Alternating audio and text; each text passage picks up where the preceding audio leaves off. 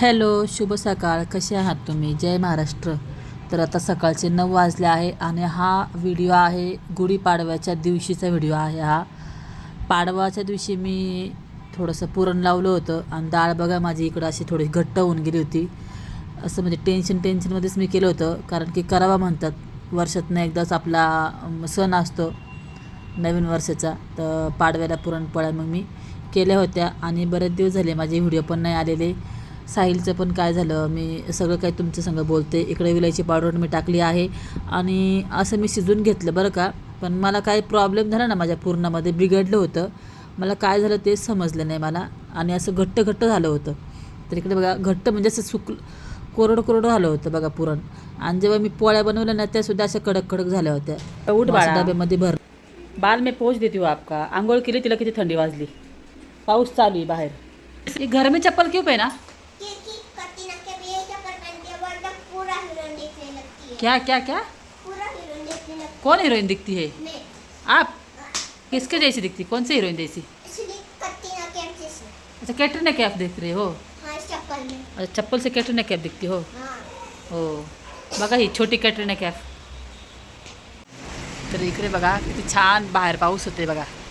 वाटतंय मी कुठेतरी पिंजऱ्यातनं फ्री झाले. इकडं आले ना तर मला इतकं छान वाटतंय ना की असं पाऊस बघायला भेटतं. तिकडे पीठ चाळलं, पीठ मळायला घेतलं आणि मी तुम्हाला असं बोलले ना की असं वाटतं की मला मी कोणत्या तरी पिंजऱ्यामध्ये होते आणि मी आता इकडे आल्यावर मी फ्री झाले आहे. पण काय माहिती, मी पुण्याला आल्यानंतर माझ्या खूप सारे आजारी, लाडू आजारी, साहिलचं असं प्रकरण झालं, मला ॲडमिट केलं, लाडूला ॲडमिट केलं. असं का माझ्या पाठीमागं दलिंद्री लागली मला काही समजत नाही आहे. असं का होतं आहे. इकडे मसाला वाटला मी, मला सार पण करायचा होता. तर सगळा मसाला वगैरे बनवला. सगळं काही गोष्ट म्हणजे एकटीने केलं. म्हणजे मागच्या वेळेस कसं आई होती ना सपोर्टिंगला, तर मी पहिल्यांदा असं म्हणजे एकटी करत होती पुरणपोळ्या. खूप थकवा मला जाणवतो आहे आणि माझी तब्येत बरी नाही आहे. आणि तुम्ही हा व्हिडिओ पण उशिराच बघताय, कारण की एडिट करायलासुद्धा मला हिंमतच होत नाही. म्हणजे मला व्हिडिओ टाकावा किंवा कुठली गोष्टी उत्सुकता, म्हणजे मला कशातच असं इंटरेस्ट नाही राहिला. येऊन जाऊन साहिलचा विषय, तर ही साडी आलती ना ती परत दिली आहे रिट. क्या कर ले देखो, देखिए ये तो चाइनीज लग रहे हैं. चिंग चोंग पिंग पोंग. लगा तिरछा आईब्रो रहता है ना. कहाँ से मिला आईब्रो पेंसिल? कहाँ से? डिंग डोंग, ओ बेबी पिंग पोंग, आज की रात का.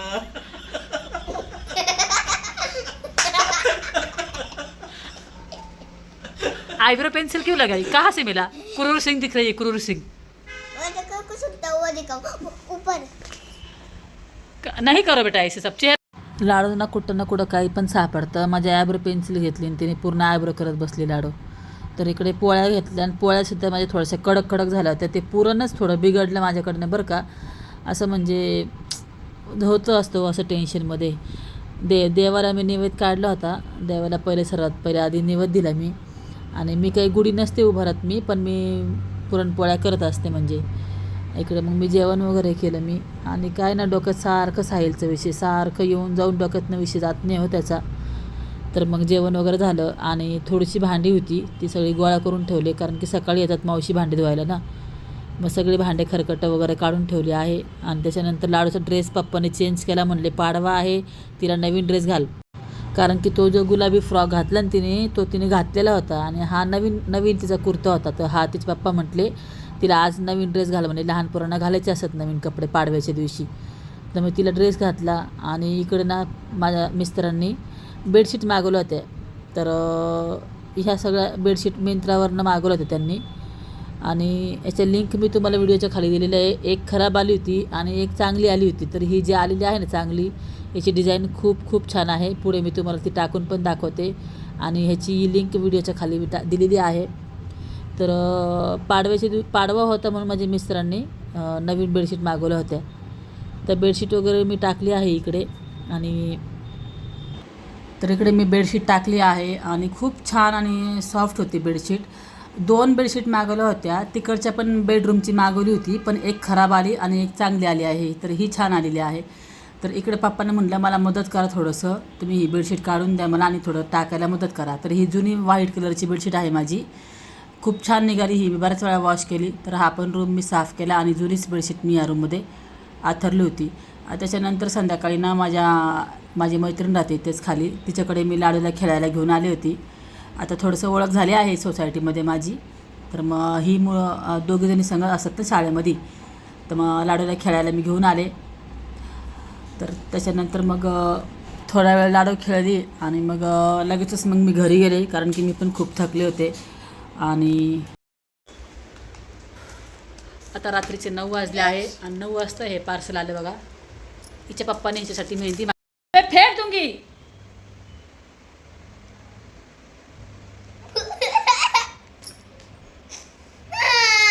हे बघा, कपडा नाही खिचो ना, कपडा नाही खिचो. रात्रीचे 9 वाजले आणि गुढीपाडव्याच्या दिवशी हे एक मिनिट, रात्री 9 वाजता पार्सल आले. ती म्हणते आत्ताच मेहंदीला, आता गुढीपाडवा होऊन गेला. मला म्हणते सॉरी म्हण, मला रागवली तू, सॉरी म्हण. अच्छा ठीक आहे, सॉरी. तर ती मला म्हणती मला आत्ताच मेहंदी काढ. आणि हे याच्यामध्ये ना हे काय ते डिझाईन आहे मेहंदीची, आणि हे कोण तिच्या पप्पाने ऑर्डर केले होते, ते आत्ता आलेत रात्री 9 वाजता. चल थोडंसं तुला काढून देते मी मेहंदी. आइए पापा को बुलाती. ओ सुनिए तो अभी इतना रात में मेहंदी निकालने को बोल रही है, रो रही है. तर चला तिला हलकं फुलकं डिझाईन काढते मी, नाहीतर मग ती पूर्ण रात्र रडत बसल ती.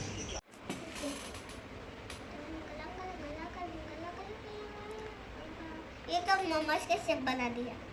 ये मोमोज का शेप. मोमोज नहीं है, ये मोमोज बना दिया. ये बोले मोमोज बना दिया. और ये दोनों एकदम सही मोमोज के शेप का बना दिया.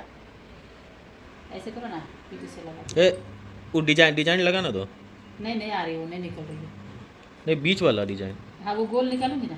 हाँ गोल निकालो. अच्छा ये वाला गोल वाला निकाल दो. हाँ निकाल दो. रुकिए. क्या रुकिए? बीच वाला बस लगा दो. अंदर झालाय बाहेर. गंदो है. इकडे बघा. अच्छा लग रहा है ना बहुत. आता लगा ना, आपको आता है वो लगाना? खराब हो गया एक साइड से. आपको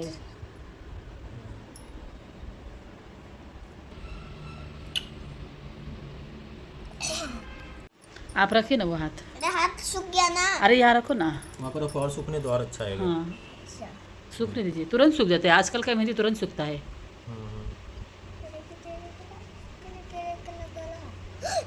आपको कैसे लगाना है? चलो मैं आपको थोड़ा लगा देती हूँ. हाँ. ये पापा लड़की के जो लगाएंगे, लड़की है क्या पापा? क्या? लड़की के थोड़ी ना पापा जो लगाएंगे, लड़का है पापा. लड़का है, हाँ ऐसे लगा देंगे पापा को थोड़ी सी. क्या हुआ? मेरी छोटी लगाएंगे क्या? हाँ थोड़ा सा लगा देंगे पापा को. अरे हो इतना अच्छे से किया फिर भी हुआ है. ये तुरंत नहीं निकालने का इसको था. ये जब गीला रहता है ना तो छोड़ देना चाहिए उसको. इसके लेके लगा रहा. खराब हो जाएगा मेरी. ये हमारे गरीब का डिजाइन लगा रही मैं. पापा गरीब को डिजाइन. ये तो मेरे- लाओ ना बोला लगा देता आपको. नको नको नको. माझ्या नवऱ्याने खूप फोर्स केला, पण तू पण मेहंदी लाव. तर म्हणलं चला थोडंसं, मग मी अशी गोल गोल टिपके लावले आहे फक्त. वो बिरयानी. लाल हो रहा है कि नहीं हो रहा है? प्यार करती हो क्या आपसे मैं? तब देखो लाल देखो होगा. देखो. देखो कितना प्यार करती हो.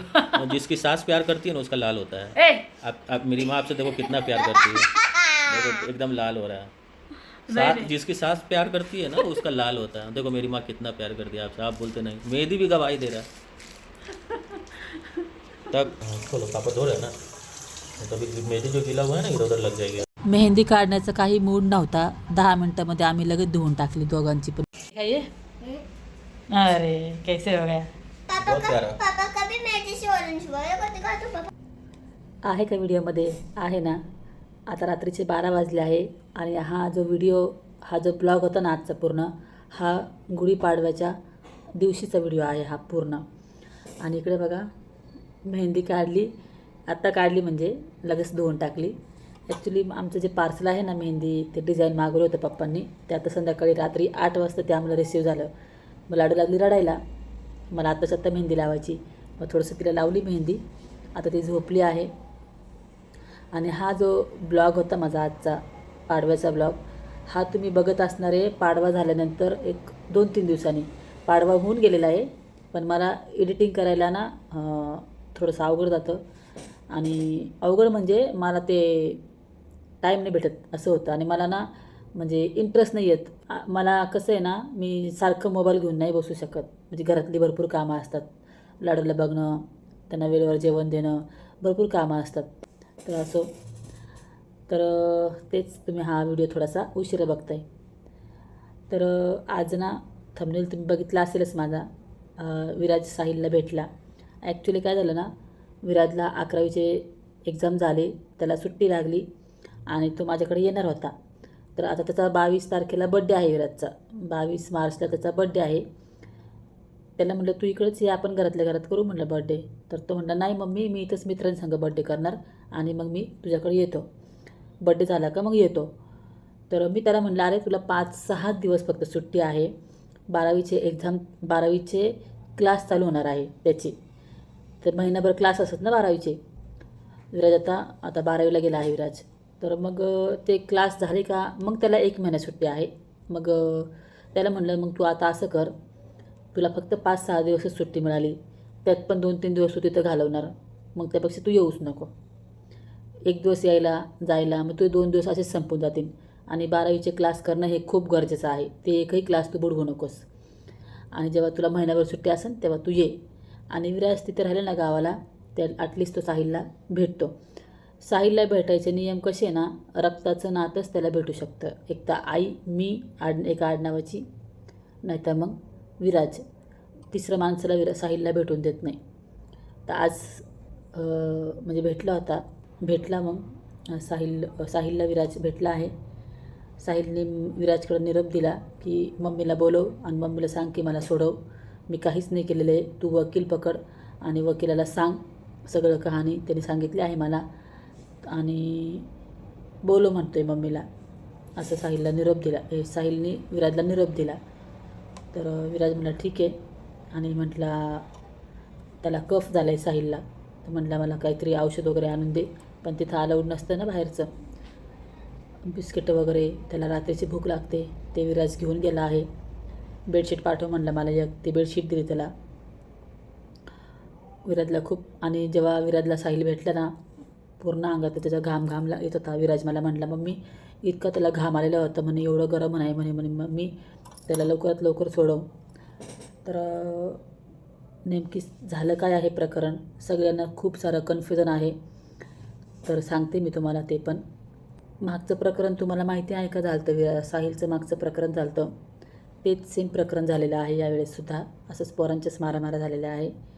तिथे हा कुठं बसलेला होता का नव्हता माहीत नाही आहे, पण तो म्हणतो मी नव्हतो त्याच्यामध्ये, मी नाही आहे असं तुम्हाला बोलला.